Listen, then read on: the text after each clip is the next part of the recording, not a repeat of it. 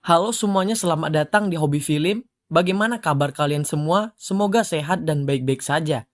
Masih melanjutkan series di Daily Life of the Immortal King. Dan ini adalah bagian terakhir dari season pertama.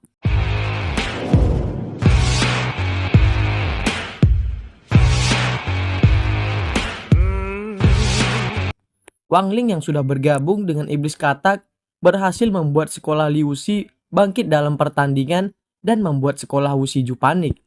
Namun karena kepintaran dari Tang Jingse, sekolah Wusiju dengan cepat mengembalikan keadaan.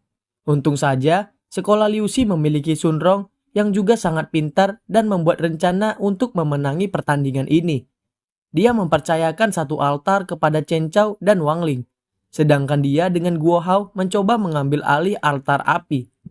Mengetahui Wang Ling sudah menguasai altar air, membuat He Bufeng dan Tang Jingse tersenyum. Yang ternyata mereka juga sudah mengetahui rencana dari Sun Rong. Tang Jingse pun meminta Jiang yang menyamar sebagai He Bufeng untuk pergi ke altar emas.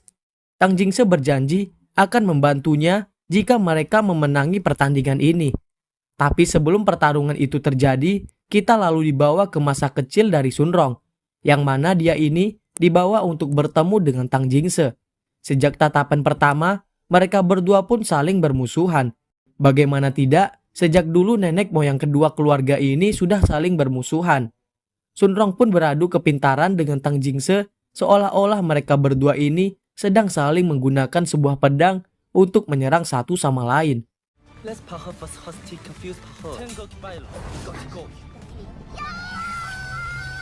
Kita lalu kembali ke masa sekarang. Sun Rong yang berusaha untuk menguasai altar api harus gagal karena serangan dari Guo Hao malah meleset dan mengenai dirinya. Untung saja Sun Rong yang adalah keturunan keluarga Sun sudah dididik untuk tidak boleh menyerah, apalagi kalah dengan keluarga Tang.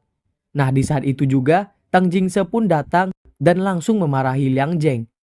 Sun Rong pun tidak bisa untuk menguasai altar api karena harus berhadapan dengan Liang Zheng. Walaupun pedangnya sudah menancap di sana, tapi Sun Rong harus memegangnya untuk menguasai altar api ini. Sun Rong pun mencoba untuk memegang pedangnya, tapi Tang Jingse tidak membiarkan hal itu begitu saja. Dia pun merasa senang karena telah berhasil menghancurkan rencana yang dibuat oleh Sun Rong. Nah, di saat Tang Jingse memarahi Liang Zheng, mereka pun mengetahui rencana dari Tang Jingse yang ingin menguasai 4 altar. Jadi, Sun Rong pun berpikir untuk menguasai altar api supaya skornya menjadi 2 sama. Tapi ternyata Tang Jingse tidak ingin pertandingan ini selesai dengan imbang. Jadi, dia pun meminta He Bufeng untuk pergi ke altar emas dan Xiao Bei ke altar air. Tujuan Xiao Bei bukanlah untuk menghadapi Wang Ling, tapi untuk mengawasinya. Dan jika Wang Ling pergi, dia akan menguasai altar air dan skor akan menjadi 1 sama. Jadi, pertarungan di altar api dan altar emas akan menentukan hasil pertandingan kali ini, yang berarti sekolah Liu Xi masih memiliki kesempatan untuk menang. Sun Rong pun meminta Chen Chao untuk tetap menjaga altar emas. Chen Chao yang mengerti dan terus mencoba untuk menahan He Bufeng.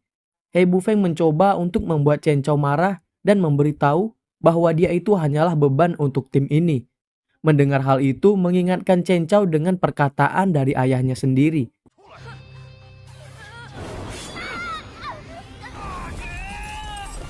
Karena Chen Chao terus menghindar, membuat He Bufeng menjadi kesal dan dia ini pun ingin menggunakan kekuatan aslinya.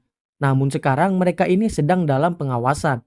Zuo Yi menyadari He Bufeng memiliki sebuah rencana yang ternyata dia itu ingin memanfaatkan daun emas yang tajam untuk menyerang Chen Chao. Nah, di saat itu juga kita dibawa kembali dari ingatan ayah Chen Chao. Di saat dia ingin melatih anaknya, muncul sebuah kekuatan misterius ketika Chen Chao berusaha untuk melindungi orang-orang yang dia sayang. Dan karena itulah, Chen Chao pun terus berusaha untuk menahan altar emas.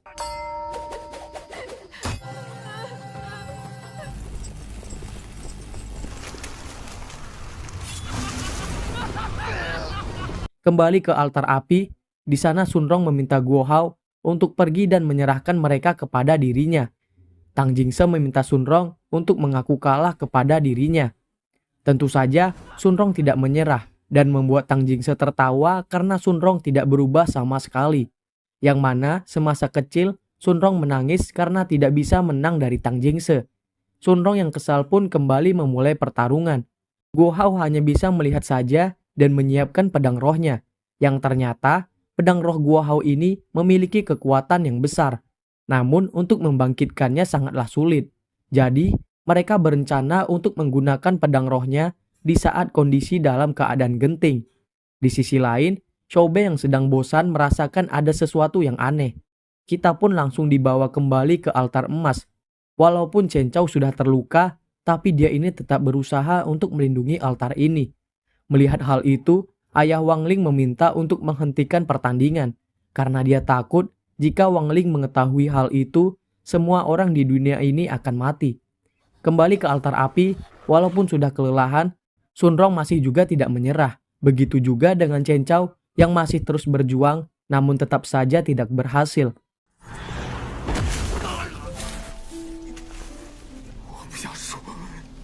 Nah, di saat itu juga, Xiaobei pun menghubungi Tang Jingse dan memberitahu bahwa di altar api dan altar emas muncul kekuatan yang sangat besar, yang ternyata kekuatan itu berasal dari Guo Hao dan Chen Chao.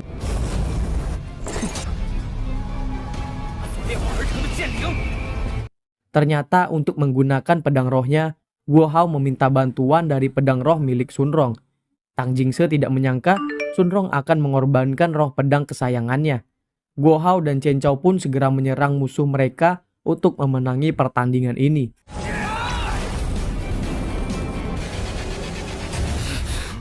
Tang Jingse yang melihat hal ini menyadari Sunrong sudah berubah, yang mana Sunrong menjadi lebih kuat ketika bersama teman-temannya. Guo Hao dan Chen Chao pun telah berhasil menahan mereka untuk menguasai altar, dan altar api pun telah berhasil dikuasai oleh sekolah Liu Xi. Direktur Xi merasa sekolahnya lah yang akan menang karena bar mereka hampir penuh. Namun tanpa diduga, altar kayu sudah dikuasai oleh sekolah Liu Xi dan memperlambat bar sekolah Wuxiju. Ternyata di sana sudah ada Wang Ling yang mana ini adalah rencana dari Sunrong. Jiang yang sudah sangat marah tidak bisa menahan dirinya lagi dan langsung menyerang Chen Chao. Sebelum mengetahui apa yang telah terjadi, kita dibawa bagaimana Wang Ling bisa menempati altar kayu. Karena bagaimanapun, Xiaobei terus-menerus mengawasi Wang Ling. Setelah Xiaobei mendengar Tang Jingse dan Ling Zheng telah kalah, dia pun berusaha untuk pergi ke altar bumi. Namun di saat itu juga, dia terkejut karena altar kayu sudah dikuasai oleh Wang Ling. Yang ternyata, Sunrong memanfaatkan kekuatan dari Wang Ling yang tidak bisa dirasakan oleh Xiaobei untuk mengecoh mereka. Dan ternyata, yang menjaga altar air adalah iblis katak yang berpura-pura menjadi Wang Ling.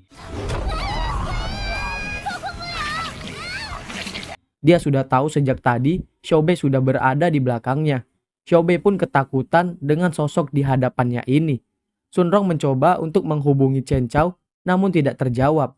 Guo Hao menenangkannya karena dia merasa Chen Chao sedang berhadapan dengan He Bufeng dan meminta Sunrong untuk ke altar bumi. Ayah Wang Ling menanyakan kondisi di altar emas karena dia khawatir di sana akan ada sesuatu yang membuat Wang Ling marah. Di sini kita diberitahu bahwa Wang Ling sejak kecil tidak peduli tentang menang atau kalah dan terus mengasingkan dirinya dari orang-orang sekitar. Akibat sifatnya yang dingin, Wang Ling pun selalu dijauhi oleh teman-teman sekolahnya. Dan perlahan-lahan, arti kehidupan bagi Wang Ling sudah tidak ada lagi. Wang Ling pun berencana untuk menutup semua emosinya.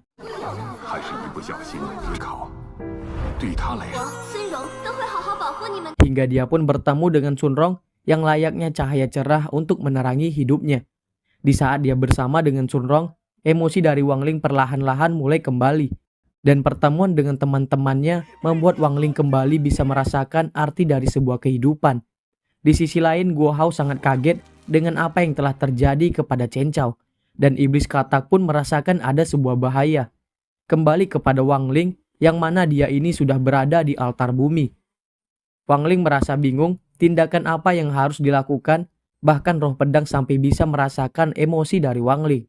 Wang Ling berusaha menahan kesenangannya jika nantinya mereka ini berhasil memenangi pertandingan. Wang Ling pun menancapkan pedangnya sambil berusaha menahan emosi, ditambah dia itu terus memikirkan wajah senang dari Sunrong. akibat emosinya tidak terkendali.